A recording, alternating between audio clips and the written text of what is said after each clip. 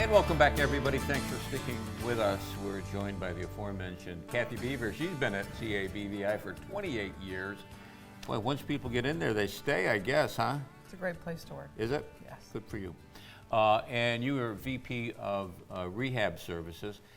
With the people that I see out being trained to walk with a white cane, does that come under your purview? It does. That's called Orientational Mobility, which is travel training. All right. There was a gentleman, and he was out in the snow with his white cane the other day, and I had to think to myself, now what does that do to somebody who is trying to get up the street with their cane and they're doing it in the snow? That's got to add an entirely new challenge, yes? Oh, very much so. Yeah. You know, sometimes they often need reorientation because landmarks that they may have established are no longer there. Most of my staff are really good at picking landmarks that are more stable, that will stay throughout the 4 seasons, but sometimes it does create a challenge. You know, I have to tell you this. There was a gentleman, a different gentleman, that was on Genesee Street, and he had his cane, and the traffic was so darn heavy, you know, and I said, oh boy. So I did a U-turn, I came back, and I said, you want to take my arm? We'll go across the street together. He said, I'm waiting for the bus. That's great. Great story. But the intention was good. When you talk about being Vice President of Rehab Services, what does that involve? So rehabilitation is everything from birth to the very elderly we serve. Our earliest child is a few months old, and our oldest is well into their 90s. So it's the whole life spectrum. And it's really all of the independent living skills that individuals need to be successful in life. But today we're looking more at quality of life issues as well.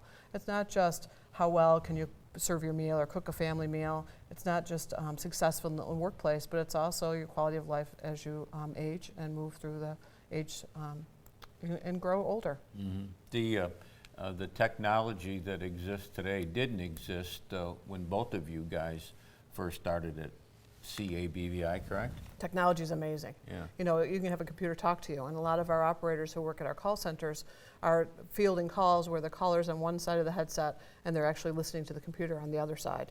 Talk about multitasking. It's a huge responsibility as they're gathering data and entering stuff into computer systems from those callers. Ed, you're familiar with call centers. You brought one to Utica, yeah, for AAA. We did.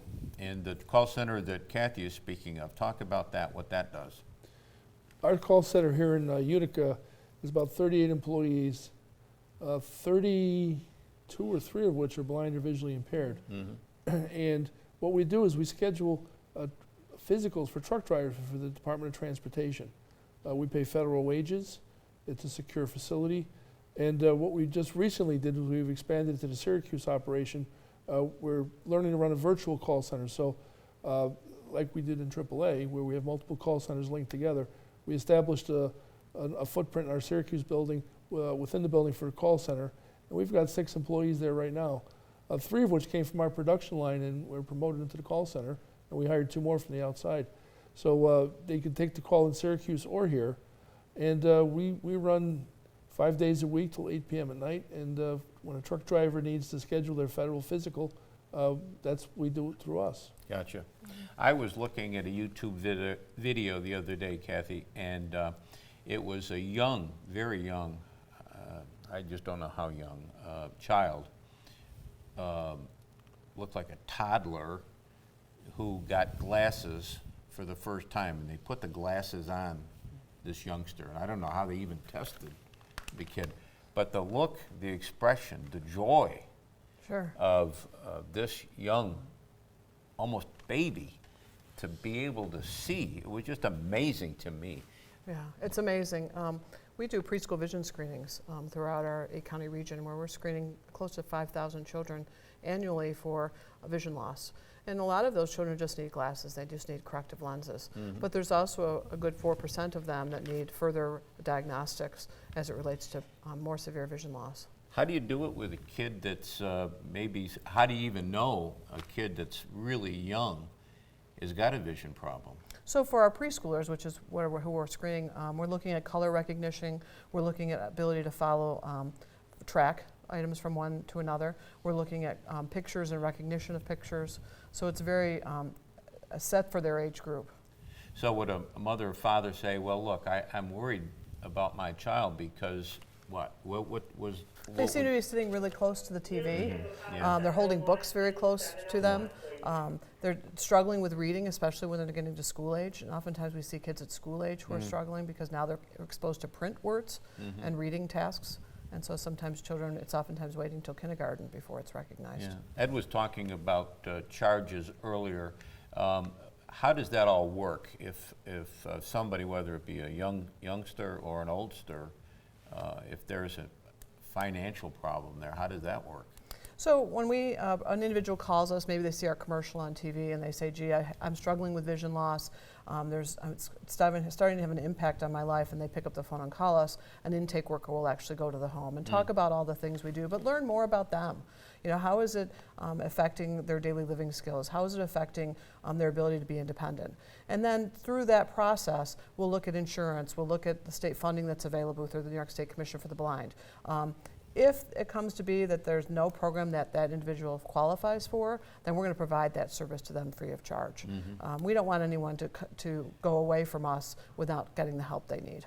Is that where this fundraising appeal along the holidays comes in, Ed? Yes. So part of our business, of course, is to raise some funds. And if someone was to go online and look at our 990, which is publicly available, that we file every year, 96% of every dollar we take in goes to programs and services. 990 is what? That's a federal filing form that all charitable organizations have to do.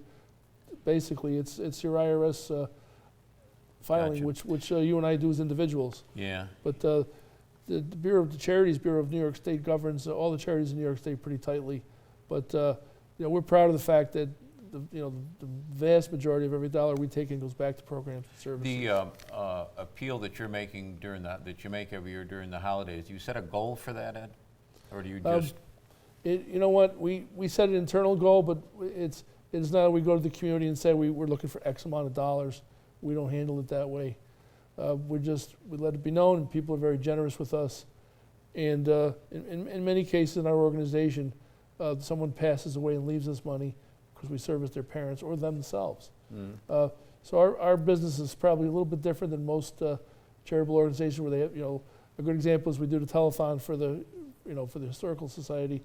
And, that's a main fundraiser for the Which History you're nice Center, enough to come down for every which year. I love to do every year.